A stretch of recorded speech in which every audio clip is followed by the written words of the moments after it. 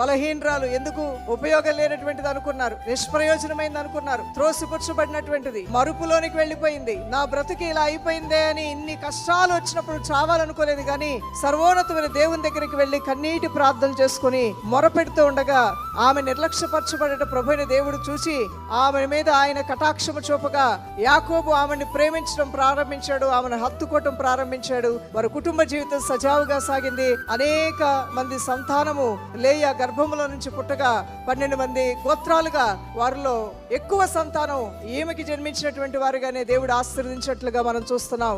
అనగా ఈ రోజున నువ్వెంత దీనురాలువైనా, ఎంత దరిద్ర స్థితిలో ఉన్నా, ఎన్నిక లేని స్థితిలో ఉన్నా, మరువబడిన పరిస్థితిలో ఉన్నా, నీ దేవుడిని నీ హత్తుకుంటే అహరోను కర్రను చిగురింపజేసినట్లుగా నిన్ను దేవుడు చిగురింపజేయబోతున్నాడు. దైవజనమా, ప్రభువుని హత్తుకోవాలి. నువ్వు అలానే నీ ఇంటి వారిని హత్తుకోవాలి. ఈ రోజున భార్యాభర్తలు ఒకరినొకరు హత్తుకొని బ్రతకండి. అన్నదమ్ములు